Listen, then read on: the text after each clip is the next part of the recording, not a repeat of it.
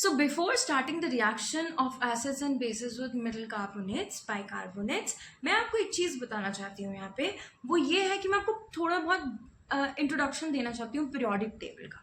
ठीक है, periodic table का थोड़ा बहुत मैं आपको बताना चाहती हूँ कहाँ पे कौन सी चीज़ प्रेजेंट होती है, ताकि आप थोड़ा सा तो रिलेट कर पाओ कि हाँ मैम हम ढूंढ ढांड के काम कर लेंगे, वरना पता चले कि हमें तो पता ही नहीं है कि मेटल कौन कौन से होते हैं, नॉन मेटल कौन कौन से होते हैं, फिर तो थोड़ा सा। So this is periodic table. ठीक है, अब पीरियोडिक टेबल में आप देखिए यहाँ पे क्या लिखा हुआ है, एस ब्लॉक। ठीक है, ये क्या लिखा हुआ है, एस ब्लॉक। ये लिखा हुआ है पी ब्लॉक। पी ब्लॉक कहाँ से कहाँ तक है बेटा, यहाँ से लेकर के यहाँ तक है। ये नोबल गैसेस हो जाती हैं आपकी। मेरा अगर आपने ये नहीं देखा हुआ है तो आप पीरियोडिक टेबल लर्न करने का जो ट्रिक है, आप इस यूट्यूब चैनल की एक वीडियो पे जाके आप इसे देख सकते हैं, क्योंकि मैंने ऑलरेडी वो अपलोड कर दिया है। अगर आपको उससे कुछ हेल्प मिलती है तो प्लीज़ डू वॉच इट। ठीक है, और अगर आप एक्सपर्ट हैं तो डोंट वॉच इट, कोई प्रॉब्लम नहीं है। ठीक है, चलिए, तो अब ये क्या है, आपका डी ब्लॉक है। ठीक है, और ये वाला क्या है, एफ ब्लॉक। मैं ये बताना चाहती हूँ आपको, जो एस ब्लॉक में है आपके और जो डी ब्लॉक में है आपके, वो आपके क्या है, मेटल्स हैं। क्या है, आपके मेटल्स हैं। आपको डी ब्लॉक के मेटल्स से तो अभी इतना ज़्यादा डीपर अंडरस्टैंडिंग डेवलप करने की ज़रूरत नहीं है। इनके साथ आपको बॉन्डिंग नहीं बनानी है, इनके साथ आपने नहीं करना है इनके साथ दोस्ती। अभी आप एस ब्लॉक के एलिमेंट्स के साथ दोस्ती कर लीजिए और पी ब्लॉक के एलिमेंट्स के साथ दोस्ती कर लीजिए, आपके काम आएगा। ठीक है, मैं क्यों कह रही हूँ ऐसा, मेटल्स होते हैं ना बेटा, ये मेटल्स अगर आपको यही नहीं मालूम है कि मेटल्स कौन कौन से हैं हमारे, तो फिर आप थोड़ा सा फंस सकते हैं ना, आप फंस सकते हैं। मैं बोलूँ कल के दिन की मेटल ऑक्साइड का एक एग्जाम्पल दे दो मुझे, this is a metal oxide. आप फंस गए कि मैम ये मेटल क्या है, हमने तो सिर्फ कॉपर और आयरन के बारे में पढ़ा था। कॉपर और आयरन आपको यहाँ मिल जाएंगे, ये हैं आपके कॉपर और आयरन। लेकिन अभी हमें इनके साथ नहीं करवानी रिएक्शन, हमें कौन से सब्सटेंसेस के साथ करवानी, जो एस ब्लॉक के हैं और जो पी ब्लॉक के। अब मेरा जो पॉइंट है यहाँ पे आपको समझाने का, वो ये है, ये देखिए जैसे लिथियम है, ठीक है, लिथियम है, सोडियम है, आपका पोटेशियम है, रुबिडियम है, सीजियम है, चलो इनका तो ज़्यादा काम नहीं है, बेरिलियम है, मैग्नीशियम है, कैल्शियम है, स्ट्रॉन्शियम है, बेरियम है, ये सब मेटल्स है। अगर आपको पता ही नहीं होगा कि ये मेटल्स है तो मैं बोलूँगी कि मेटल के ऑक्साइड बना दो, आप कहाँ बना पाओगे बेटा। ठीक है, तो ये मेटल्स हैं, आप ध्यान रखिए। उसके बाद ये आपके जो हैं, आपके इस तरफ जो आ जाते हैं हम लोग, यहाँ आपको क्या मिल जाएंगे, आपको नॉन मेटल्स देखने को मिल जाएंगे, जिसमें से बेटा जो ये दिख रहा है ना आपको, मैं अगर जूम इन करूँ इसे, ये जो है अलग कलर से जो शो हो रखे हैं, ये आपके मेटलॉइड्स हैं। मेटलॉइड्स मतलब जिनकी प्रॉपर्टीज मेटल और नॉन मेटल्स के बीच की होती है। ठीक है, और ये बाकी आपके क्या हो जाएंगे, नॉन मेटल्स हो जाएंगे। कार्बन, नाइट्रोजन, ऑक्सीजन, फ्लोरीन, ये सब आपके क्या हो जाएंगे, नॉन मेटल्स हो जाएंगे। समझ गए आप, मेरी बात समझ में आ गई आपको। और यहाँ पे इंडिकेशन भी है, ये आपके मेटल्स आ जाते हैं। ये आपके जो इस तरफ से है, ये आपके मेटल्स हैं, इतना पार्ट। और ये जो है आपके ये वाले, ये नॉन मेटल्स हैं। अगर मैं आपको बोलूँ एक नॉन मेटल ऑक्साइड है जो आपका एक्सटिंग्विश करने के काम आती है, मतलब आग को एक्सटिंग्विश करने के काम आती है, तो वो कौन सी होगी। ठीक है, तो ये आपको क्या करना है, थोड़ा बहुत चीज़ें सीखनी है। ठीक है, अब मैं आपको बता दूंगी ये चीज़, बट आप अभी के लिए इतना याद रखेंगे कि आप पीरियोडिक टेबल को गो थ्रू करके आप मुझे ये बताएंगे कि आपने इसे लर्न किया या नहीं किया, कि कौन मेटल्स हैं और कौन नॉन मेटल्स हैं।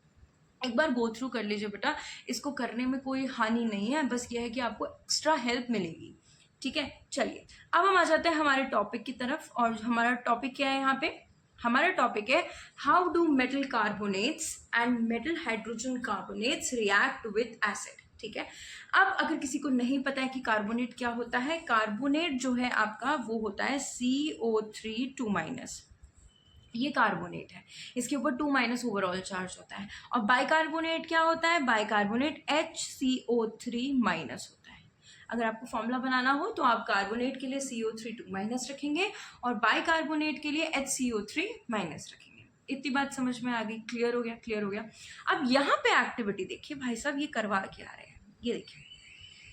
अब ये क्या करवा रहे हैं, इन्होंने टेस्ट ट्यूब ले लिया एक सुंदर सा, है ना, उसके अंदर इन्होंने क्या डाल दिया, यहाँ पे सोडियम कार्बोनेट डाला हुआ है, साथ में क्या डाला हुआ है, डाइल्यूट हाइड्रोक्लोरिक एसिड। तो करवा क्या रहे हैं, ये कार्बोनेट की रिएक्शन एसिड के साथ करवा रहे हैं।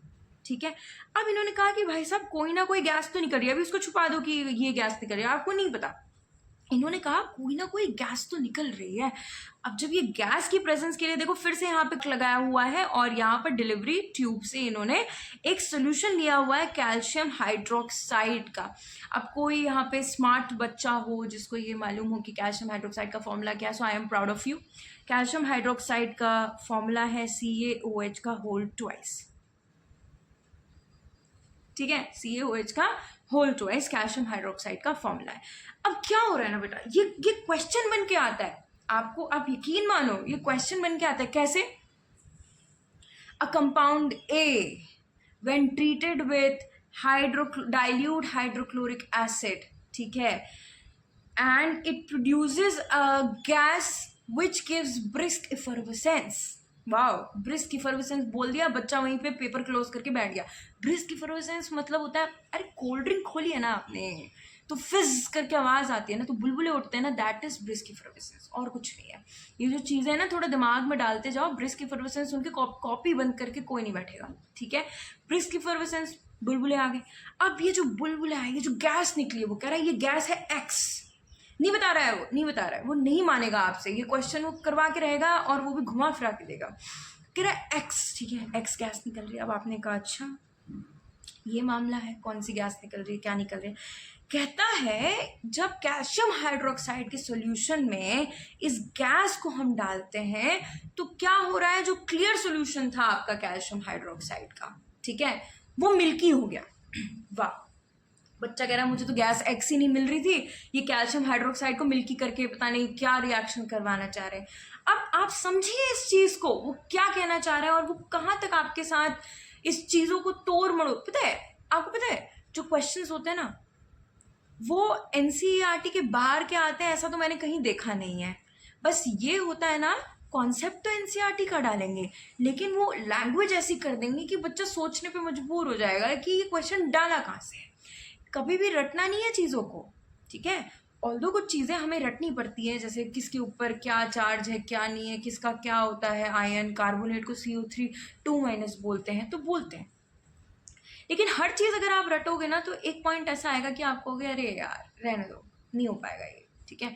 तो हमें वो स्टेज तक तो पहुंचना ही नहीं है, हमें पहुंचना ही नहीं है। Always be unsaturated solution, saturated कभी मत होना, ठीक है। तो अब यहाँ देखते हैं, अब इससे बात है कि सैचुरेटेड क्या है, तो पढ़ के आओ, ठीक है, 9th क्लास का टॉपिक है। अब यहाँ देखते हैं अब हो क्या रहा है। मैं आपको अगर जनरल यहाँ पे इक्वेशन लिख के दिखाऊं बेटा, तो हो क्या रहा है, देखिए आपने टेस्ट ट्यूब में क्या लिया, सोडियम कार्बोनेट। कोई पूछे मैम ये Na2CO3 क्यों लिख रहे हो आप, तो यहाँ देखो NaCO3 के ऊपर 2- चार्ज है, Na के ऊपर प्लस चार्ज है, तो क्रॉस मल्टीप्लिकेशन करूंगी तो आंसर क्या आ जाएगा, Na2CO3। अब Na2CO3 में बेटा मैंने डाइल्यूट हाइड्रोक्लोरिक एसिड ले लिया, डाइल्यूट हाइड्रोक्लोरिक एसिड ले लिया। अब आपके अकॉर्डिंग यहाँ पे चीजें देखो कैसे बनेंगी। ये दो रिएक्शन दे रखी है आपको एनसीईआरटी में, ठीक है। वो ऐसे नहीं पूछेंगे आपसे कि ये दिस प्लस दिस क्या देगा, थोड़ा सा घुमा के पूछेंगे ना। अब हुआ क्या, हमने Na2CO3 में जब HCl डाला तो हमें क्या क्या चीजें मिली बेटा, हमें एक गैस मिली जिसके बारे में मैंने एक्स बोला था। वो गैस कौन सी है बेटा, कार्बन डाइऑक्साइड। ये एक्स गैस कौन सी है आपकी, कार्बन डाइऑक्साइड। तो हमें क्या क्या चीजें मिली आप ध्यान रखिए, हमें मिला सॉल्ट, हमें मिला वाटर, हमें मिला कार्बन डाइऑक्साइड गैस। अब आपको गैस पता चल गई। अब मैं आपको एक चीज बताती हूँ, आपको कैसे पता चलेगा कि यहाँ पे हाइड्रोजन गैस नहीं मिल रही है, यहाँ पे CO2 गैस मिल रही है। आप देखेंगे इनके पीछे क्या लगा हुआ है बेटा, यहाँ पे कार्बोनेट के पीछे CO3 है।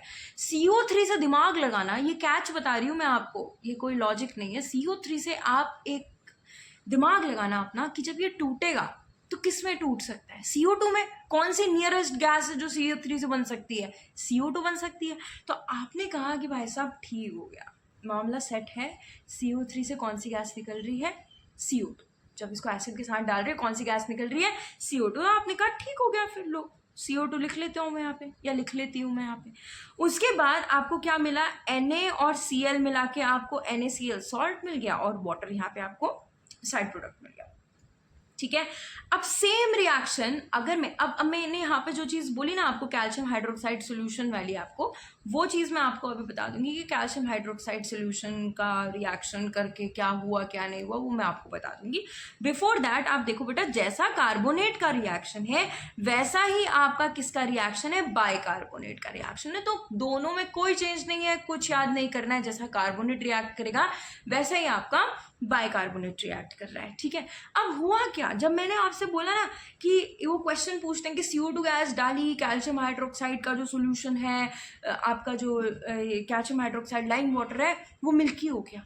सो दिस इज, अभी मैंने पिछली वीडियो में आपको बताया था कि हाइड्रोजन गैस का आइडेंटिफिकेशन कैसे करोगे।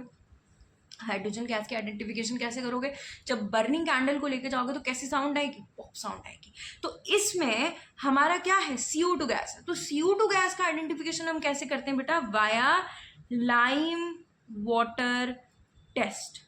कौन सा टेस्ट है ये, lime water test. Lime water test में क्या होता है, लाइम वाटर लेना होता है जो है कैल्शियम हाइड्रोक्साइड। लाइम वाटर को जब हम आपका कार्बन डाइऑक्साइड के साथ ट्रीट करते हैं तो हमें कैल्शियम कार्बोनेट मिलता है। क्या मिलता है, कैल्शियम कार्बोनेट। देखो CO2 ये हो गए और एक ऑक्सीजन इसका CO3 हो गए और बचा क्या, H2O। देखो यहाँ पे 2 O है और 2 H है, तो एक O हमने ले लिया तो क्या बचा, H2O। तो CaCO3 प्लस H2O हमें यहाँ पे मिलता है। और ये लाइम वाटर का क्लियर सोल्यूशन था बेटा और ये मिल्की हो गया क्योंकि ये वाइट प्रेसिपिटेट बन के नीचे सेटल डाउन हो जाता है। So this is the reaction जहाँ पे आप ये चेक कर सकते हो कि कार्बन डाइऑक्साइड गैस निकली है, क्योंकि हम उसको एक्सपोज करेंगे किसके साथ, कैल्शियम हाइड्रोक्साइड के साथ जो कि लाइम वाटर है, और वो क्या होगा, आपका वाइट प्रेसिपिटेट बनाएगा, मिल्की बनाएगा, जिसकी वजह से आपको रिएक्शन में कंफर्मेशन मिल जाएगी जो गैस निकली है वो क्या है, आपकी CO2 गैस है। समझ गए, इतना समझ गए? अगर इतना समझ गए तो फिर आप बहुत समझ गए हैं और इस वीडियो के लिए इतना काफ़ी है और हम नेक्स्ट वीडियो में मिलते हैं, ठीक है।